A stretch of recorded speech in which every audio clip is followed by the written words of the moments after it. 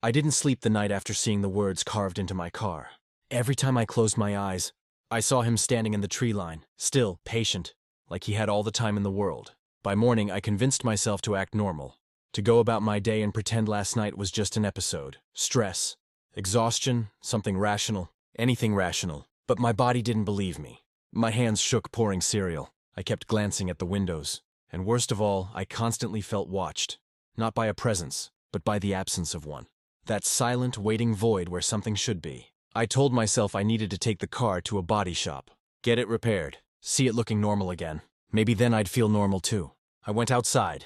I stopped halfway down the driveway. Someone had left something under my windshield wiper. A small folded piece of paper, edges damp from morning dew. My stomach flipped. I didn't want to touch it, but I did. My fingers trembled as I unfolded it. There were only 3 words. Don't run yet. My breath hitched. There was no signature, no explanation. But the yet hit me like a punch to the chest. I looked around the neighborhood, people walking dogs, a car backing out of a driveway, someone carrying groceries. Normal, harmless, peaceful. Yet I couldn't shake the feeling that somewhere he was watching me with that cold, patient grin.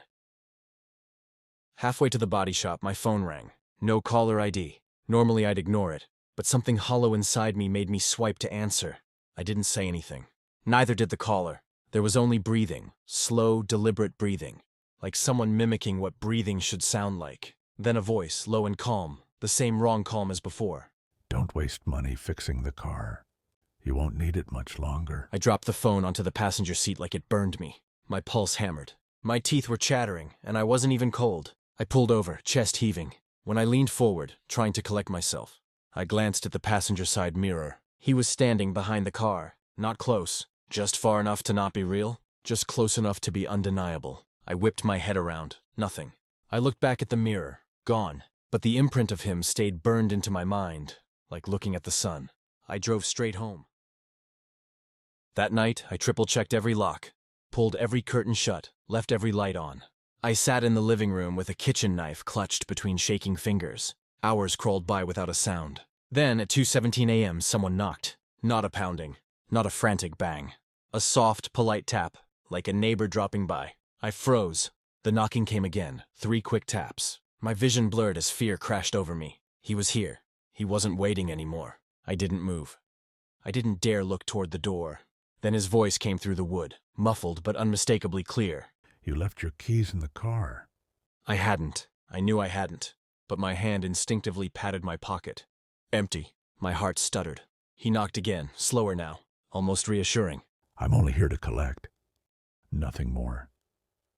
I wanted to scream, but the sound lodged in my throat. The doorknob rattled gently. Not forced. Tested, as if he was making sure I'd locked it. Then, silence. Not fading footsteps. Not retreating gravel. Just silence. Like he'd never been there. But the house felt different afterward. Hollowed out, like something had passed through it. The next morning, by dawn, exhaustion hit so hard I felt drunk. I stumbled out of bed and walked outside, terrified of what I'd find. My car keys were sitting on top of my mailbox, balanced perfectly, and carved into the wood directly beneath them, deep enough to splinter. The cost is you. I stepped back, heart racing, breath ragged. But what terrified me most wasn't the message.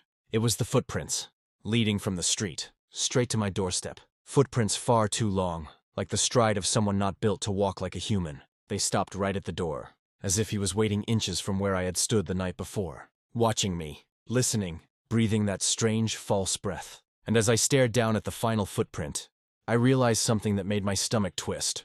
It was facing the door, not away from it, meaning he hadn't walked up to knock. He had been standing there already, waiting for me to approach, waiting for the moment I was closest, before tapping politely. Almost courteous, almost playful, almost excited.